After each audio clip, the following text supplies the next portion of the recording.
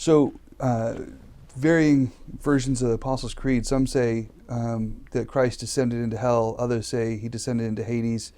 I've read, I think Calvin in the Institutes talks about the descent actually not being a physical descent, but it's more of a metaphor for the torment that he was going through on the cross. Right. What happened to Christ after he died? Where did he go? Okay. At Christ Church, we say the Creed weekly, and in our version of it, we confess that he descended into Hades, which is the original word underneath in the Greek Apostles' Creed. That's the word that's used. The Anglo-Saxon word hell originally was much closer to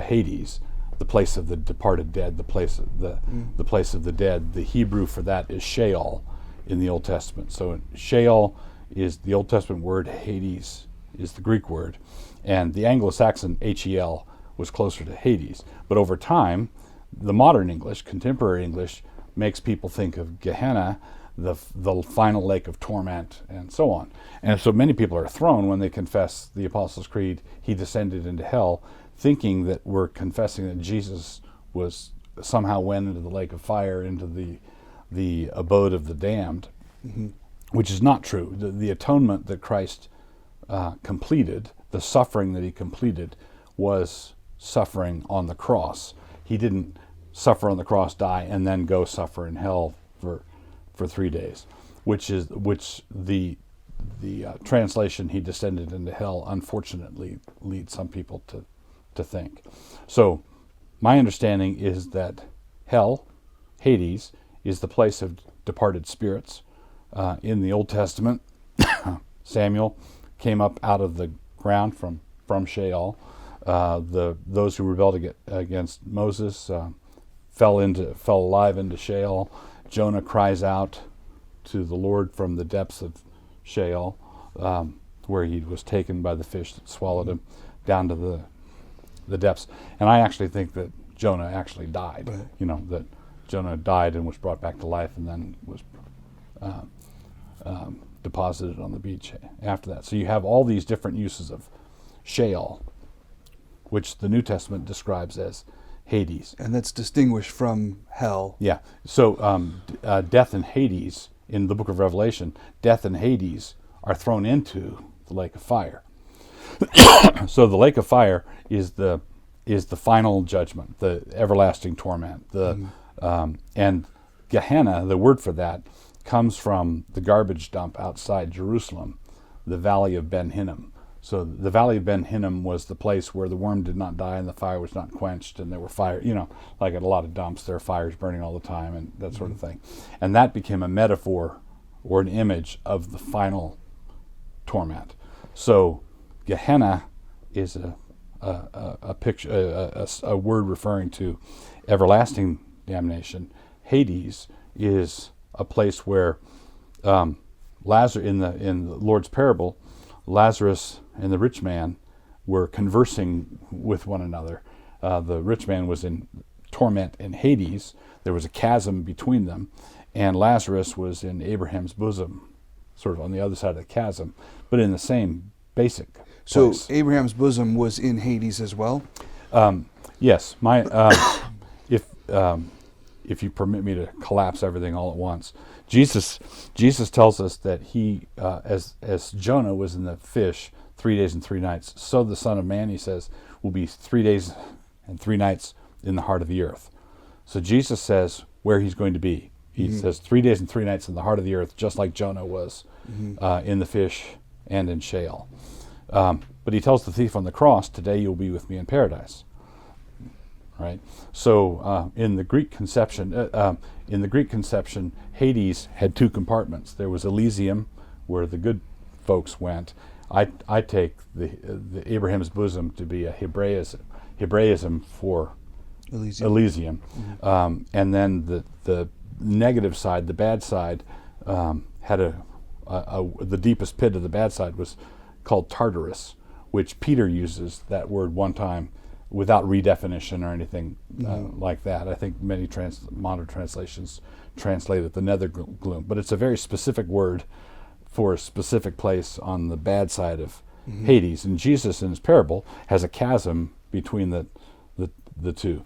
So when Jesus preached to the spirits in prison, my understanding is that Jesus, the word is caruso, not euangelio.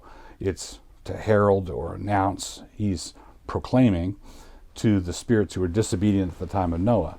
So I believe that Jesus died on the cross, descended into Hades, announced the final defeat to the spirit, their final defeat to the spirits who were in Hades, then rose from the dead, led captivity captive, ascended into heaven, and gave gifts to men, such that by the time of Paul was caught up into paradise. So Jesus locates paradise in the heart of the earth, but by the time of Paul, paradise is associated with the third heaven. So Jesus' atonement then was his death on the cross, Right. and his descent below as he died, but the atonement didn't include torment in hell. Now, the torment, the atonement was what Jesus says on the cross. It is finished.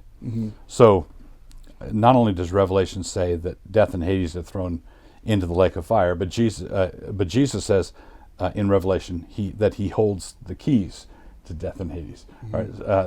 So Jesus is victorious over Hades. He descends into Hades and he bursts out of it.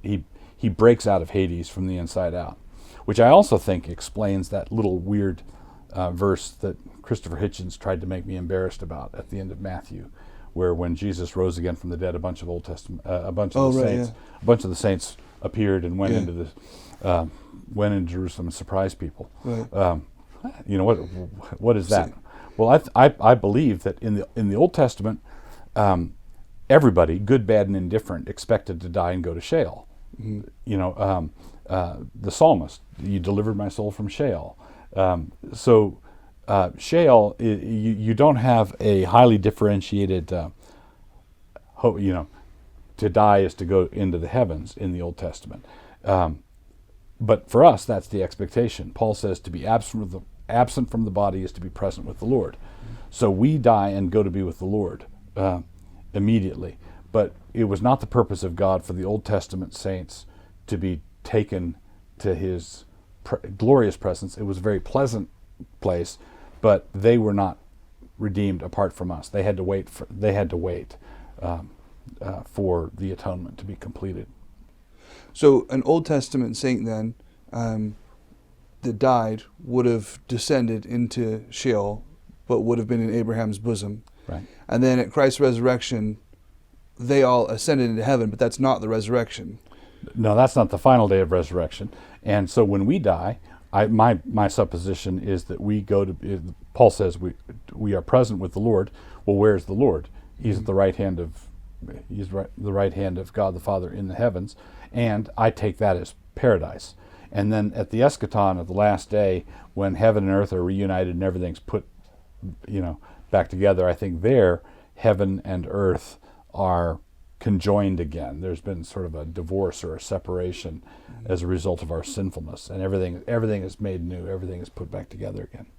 So now we die. We're not immediately resurrected, but we go to be in spirit with the Lord in heaven and waiting for the resurrection of the body. Right, and the passage for that is 2 Corinthians 5. So Paul longs to be, he would rather be clothed with immortality and not have to go through the disembodied interval. But that is, nevertheless, to depart is to be with Christ. Okay, and then just to push that on to the resurrection, if the whole goal is to not be disembodied but to be clothed for the body, how much does that say about how wrong all of pop culture is about what heaven is like? Pretty wrong-headed. So many people get their views of heaven and hell from Far Side cartoons, instead of from what the Scripture teaches. And I think the best antidote I know to all of this is C.S. Lewis's pictures of heaven in The Last Battle and in The Great Divorce, where the ultimate reality is ultimately solid. Now, what about us? What about us before the resurrection, before we get a new body? What is that?